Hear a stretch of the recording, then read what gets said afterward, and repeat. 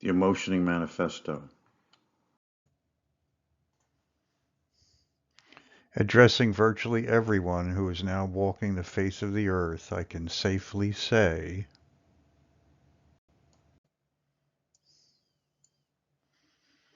you don't understand emotions well at all, what they are, how they work, what they mean, how they impact you in terms of your problems, struggles, and concerns, your growth and your development, your wounds and defenses, your happiness and life satisfaction, your relationships, your sense of your identity, your morals, your values, your choices, your intentions, your hopes and dreams, your deepest desires, your self-defeating tendencies, your actions and your inaction.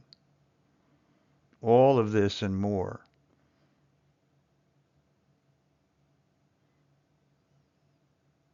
So much you don't understand. So how could you know or make sense of the role that you play in the bigger scheme of things?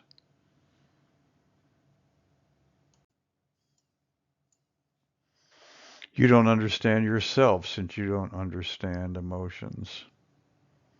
So you don't know who you really are. You often have no idea why you do what you do or want what you want or need what you need.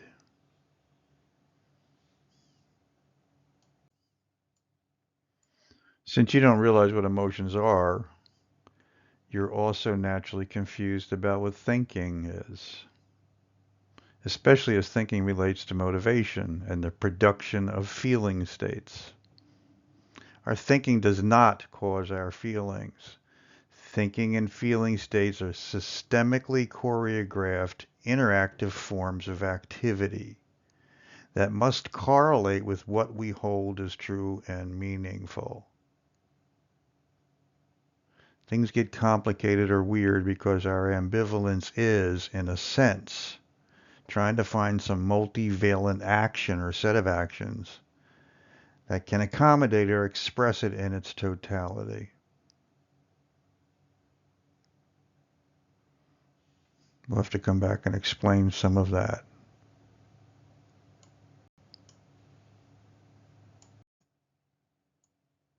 You don't understand others very well either, for the same reasons.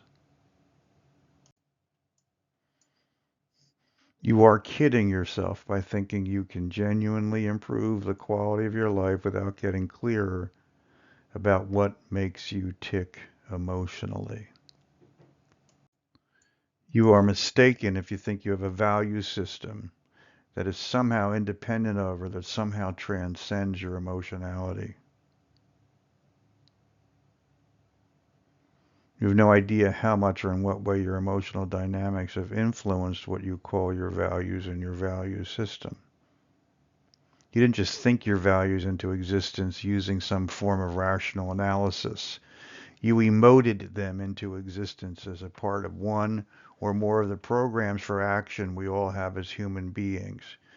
Fear, anger, sadness, disgust, guilt, shame, interest, desire, and joy.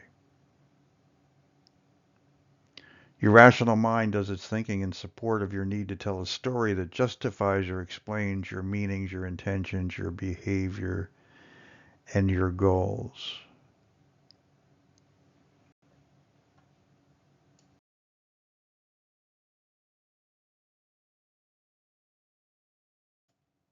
Since you don't know very much about who you are as an emotional creature, you don't sufficiently know what you really want or why you want what you want.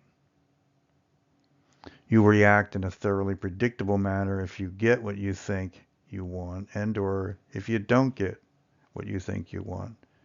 And yet you're still so often surprised by your own reactions. This is another piece of evidence of your inability to understand who you really are. You've spent way more time and energy trying to avoid having your emotional reactions than you have spent simply having your emotional reactions.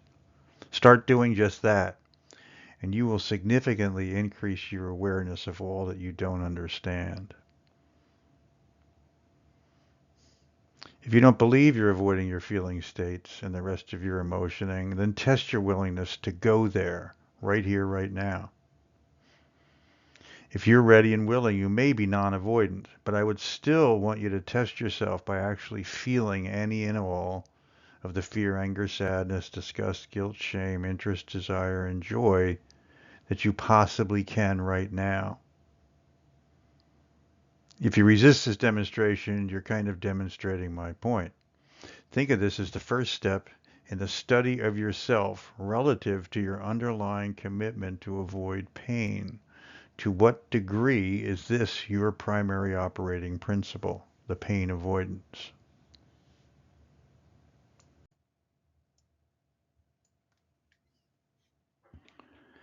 It is our emotional commitment to things that are more important to us than the momentary feeling states we're experiencing that makes up our character and our ability to make sense of life.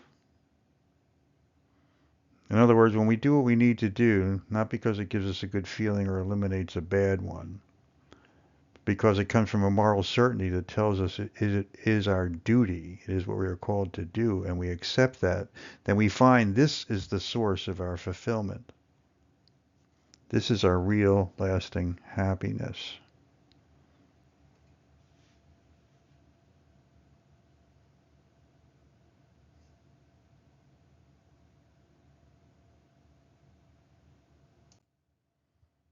We're happy to know ourselves without having to explain who we truly are. We can live without the need for a story that serves to defend and justify our true self.